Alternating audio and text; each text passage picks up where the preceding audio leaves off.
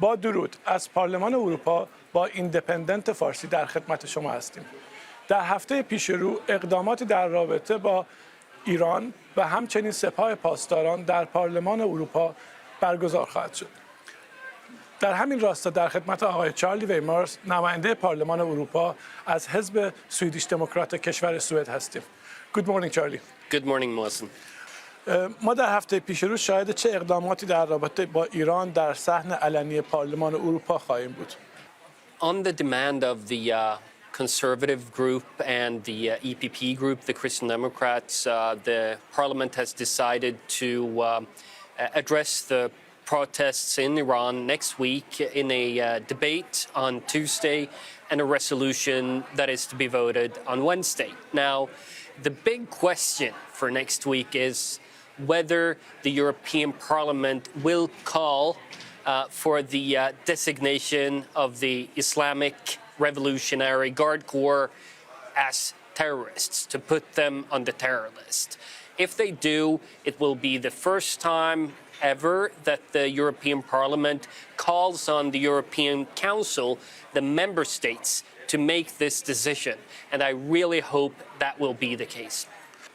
این اقدام در پارلمان اروپا رو خواهد داد یا ما باید منتظر باشیم تا نتیجه این رأیگیری به کمیسیون یا شورا بره؟ The European Council, i.e. the member states, has the last word on this. But they meet on January 23rd, and to have this call from the European Parliament to consider would be a very strong signal for them, and there is also a lot of other movements going on in this direction. So I hope that a decision next week will lead up to a decision on January 23rd.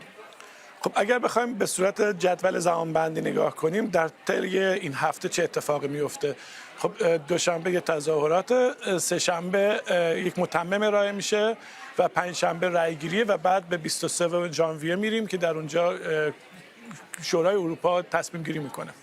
So on Monday, there will be a big rally outside the European Parliament. On Tuesday, there will be a debate in the European Parliament on Iran. And on Wednesday, the members will vote. So, and I will make sure that every vote on the IRGC is registered so that Europeans can see what decision makers in Strasbourg think about the terror designation of the IRGC. I think they deserve to know. چطور درخواست پارلمان برای اعلام سپاه پاسداران به عنوان یک سازمان تروریستی از شکل یک درخواست سیاسی چارلی میتونه تبدیل به یک سیاست خارجه مشترک و استراتژی سیاسی برای اتحادیه بدل بشه؟ آیا کمیسیون شورای اروپا با این تصمیم همگام شدند، همگام هستند، همگام خواهند شد یا چه اقداماتی باید انجام بشه که این دو دستگاه دیگه همگام بشن؟ خب میدونیم ساختار اتحادیه اروپا هم مثل هر ساختار دموکراتیک دیگه یک ساختار مجزا از همدیگه هستن، ساختارهای مجزا از همدیگه هستن. چه اقداماتی باید انجام بشه یا انجام شده که این دو ساختار دیگه هم همگام بشن؟ Now, some ministers and some members of this parliament have pointed out that the IRGC is already being sanctioned, partly on the individual level for the export of drones to Ukraine, but also under the weapons of mass destruction regime, and that this means asset freezes already.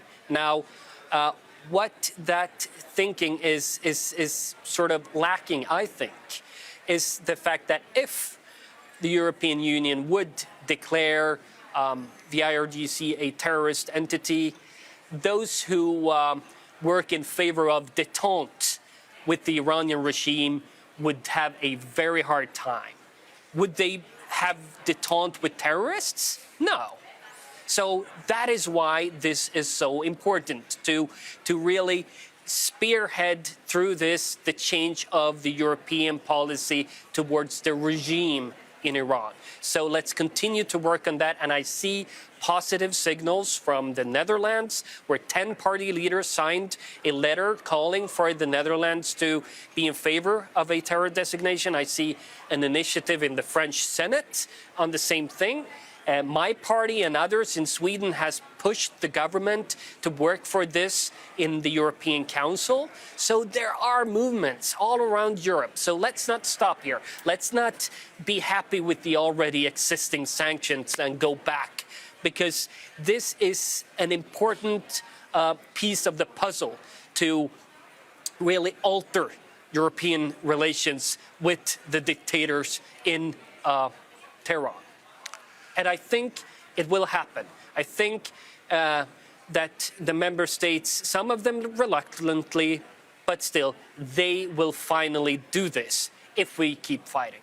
خب مسلماً چنین اقدام یک پارچه‌ای موجب میشه که ساختار سپاه پاسداران به عنوان یک سازمان تروریستی، به عنوان یک سازمانی که در زوایای مختلف در اقصانقاط جهان فعالیت‌های اقتصادی بزرگی رو داره به طور کلی فلج بشه. خب این یک رویکرد جدید خواهد بود و یک رویکرد تمام عیار. به نظر شما گام بعدی چه باید باشه؟ اروپا چگونه میتونه نهادها و افراد حامی رژیم رو که از درون مرزهای اتحادیه اروپا به فعالیت خود ادامه میدن متوقف کنه؟ هم افراد هم سازمان‌ها. ما شاهد چنین اقداماتی در داخل همین پارلمان بودیم. 40 سالها ما دیدیم افرادی از داخل همین پارلمان به نفع رژیم لابی کردن، فعالیت کردن و سعی کردن کانال بزنن. Well, yeah, I mean, in this house, I've noted that a staffer of the socialist group that had close ties to Trita Farsi has been suspended from his work due to allegations of wrongdoings with regards to the Qatar scandal. And if those allegations turns out to be true, that is very good news, because foreign governments should not influence our democratic work in this government, period. I mean, of course, we can have a debate and discussion with them, but they should not bribe themselves to influence.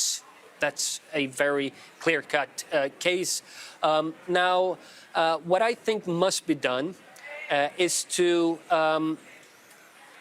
ask for the standpoints of MPs in national parliaments and MEPs here in the European Parliament as regards whether they are in favor or not of the terror designation of the IRGC. Because since the Masasini manifestations broke out and protests in Iran, we have seen a very welcome shift. Now, it's up to European Iranians and also people like me to ask whether this is sincere or not. Because if it's sincere, then you would ask for the terror designation of the IRGC. Then you would call on Josep Borrell to stop his JCPOA negotiation charade. Then you would ask for the embassies of Iran to be closed in Europe immediately. Then you would demand that money to the Islamic Imam Ali Center in Sweden, for instance, from the public finances be stopped. So talk is cheap.